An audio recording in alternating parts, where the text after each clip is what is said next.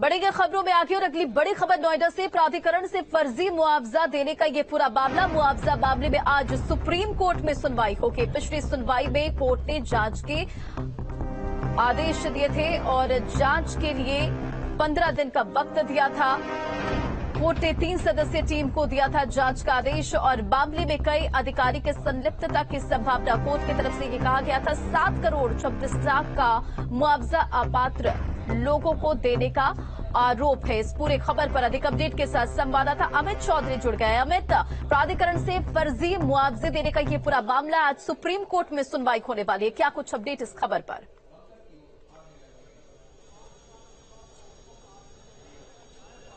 बिल्कुल, देखिए, एक बड़े घोटाले को अंजाम दिया गया और उसी को लेकर पूरा मामला सुप्रीम कोर्ट पहुंचा। गेजा गांव की जमीन थी, जो पात्र किसान थे उनको मुआवजा न देकर फर्जी दस्तावेज तैयार किए गए और अपात्रों को 7 करोड़ से ज्यादा का मुआवजा दिया गया। इस पूरे मामले में 2 अधिकारियों के खिलाफ एफआईआर दर्ज की गई थी।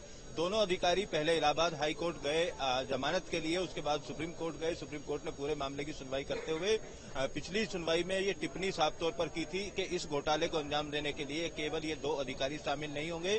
सुप्रीम कोर्ट ने अंदेशा जताया था कि कई और अधिकारी भी शामिल हो सकते हैं, जिसके बाद एक कमेटी का गठन किया गया। उसमें राजस्व बोर्ड के चेयरमैन के साथ साथ मेरठ मंडल कमिश्नर और एडीजी स्तर के अधिकारी लगाए गए थे और उन तीनों अधिकारियों ने 15 दिन तक अपनी जांच रिपोर्ट तैयार की। इन 15 दिन के दौरान एक और प्रकरण इसी तरीके का सामने आया, उसमें भी प्राधिकरण के अधिकारियों ने एफआईआर दर्ज कराई थी। 11 और मामले सामने आए।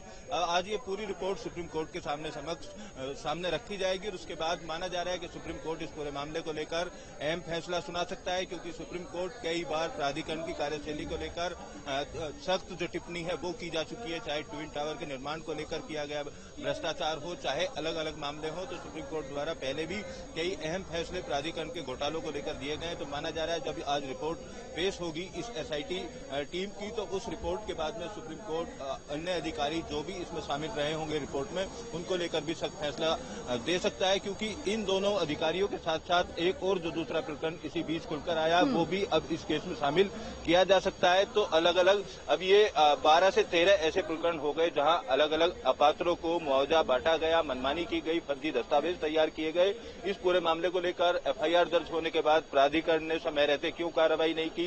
प्राधिकरण की जो इंटरनल कमेटी थी जिसने जांच की, उसकी रिपोर्ट किस तरीके का स्तर रहा? तो सारी रिपोर्ट आज सुप्रीम कोर्ट के सामने यानी कि तमाम सवाल नोएडा प्राधिकरण पर खड़े हुए हैं। इंतजार आज कोर्ट के फैसले का होगा। हमें जरा ये बताएं कि ये इस पर सुनवाई कितने बजे होने वाली है कोर्ट में?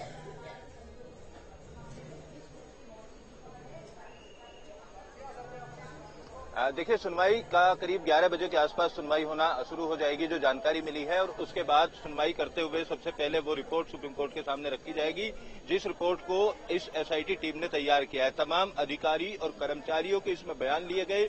15 दिन तक यहाँ पर अधिकारी रहे और मुआवजा वितरण करने वाला जो भी नीचे पटवारी से लेकर ऊपर सीओ या एसीओ तक जितने भी अधिकारियों के फाइलों पर साइन होते हैं, उन तमाम अधिकारियों की किस तरीके की भूमिका इस पूरे प्रकरण में रही, उसको लेकर एक विस्तृत रिपोर्ट तैयार की गई है। और उस रिपोर्ट को पढ़ने के बाद सुप्रीम कोर्ट फैसला सुना सकता है। और जो दूसरा घोटाला सामने आया इसी तरीके का, जिसमें थाना फेज 1 में भी पिछले दिनों एक एफआईआर दर्ज कराई गई थी, उस प्रकरण को भी इस सुनवाई में शामिल किया जा सकता है, क्योंकि एक जैसे मामले हैं और गेझा के ही किसानों को वो मुआवजा भी दिया गया था जिस तरीके से ये पहले मुआवजे वाली बात थी। तो अब माना जा रहा है कि रिपोर्ट सामने आने के बाद सुप्रीम कोर्ट इसमें कई और अधिकारियों के खिलाफ जांच या कार्रवाई के आदेश दे सकता है। सरकार को भी दिशा निर्देश सुप्रीम कोर्ट की तरफ से दिए जा सकते हैं कि इन जो भ्रष्टाचार में लिप्त अधिकारी हैं इन पर किस तरीके की कार्रवाई की जाए। चलिए, तमाम जानकारियों के लिए बहुत बहुत शुक्रिया। तो फर्जी मुआवजे देने का ये पूरा मामला और आज